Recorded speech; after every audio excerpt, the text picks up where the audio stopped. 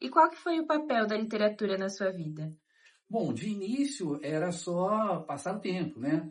Então eu comecei a ler primeiro uns livrinhos que tinha de cowboy, eu não gostei, depois de espião, eu gostei, porque tinha um espião que paquerava uma espiã e nunca dava certo, então aquilo ali era tipicamente adolescente. Depois eu passei para romance policial, né?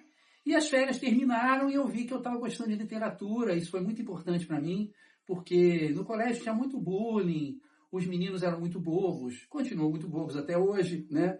E aquilo foi minha fuga, eu fugi do mundo real e fui para o mundo da literatura, e é onde eu estou até hoje, né? Então foi a primeira vez que a literatura salvou a minha vida, porque minha adolescência ia ser terrível, eu era super tímido, não conseguia falar com as meninas, nem elas queriam falar comigo também. Não gostava dos meninos, dos grupos de meninos, achava eles muito idiotas, muito violentos, muito brutos, né? E o mundo da literatura, para mim, virou um sonho, né? Eu vivi no mundo da imaginação. Essa foi a primeira vez que a literatura salvou a minha vida. E daí para frente, ela ainda salvou mais 2 vezes. E qual foram essas 2 vezes, se você quiser contar pra gente? Bem, Carol, a segunda vez, ela não foi tão alegre quanto a primeira, né? A segunda vez, eu estava muito doente, não estava conseguindo, mal conseguia andar, não conseguia fazer quase nada, né?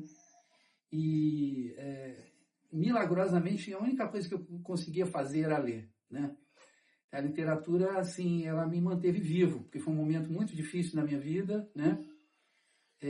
E ela me manteve vivo, porque era a única coisa que eu conseguia fazer, que eu conseguia fazer com prazer, né? E depois a doença foi embora e fiquei ainda mais apaixonado pela literatura, porque ela tinha salvado a minha vida pela segunda vez. E a terceira, qual foi?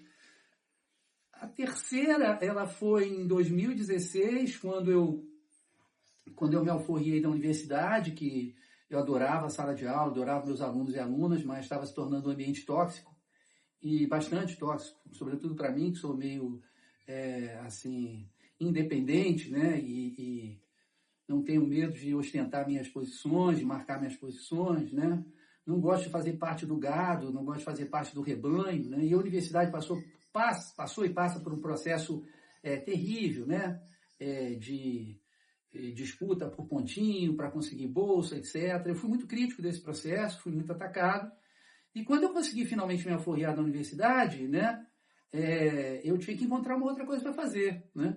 Eu não queria mais dar aula de história, que era o que eu dava aula na universidade, e meu último curso na universidade foi sobre Grande Sertão Veredas. Então foi uma libertação, porque eu saí da universidade e já sabia o que eu ia fazer.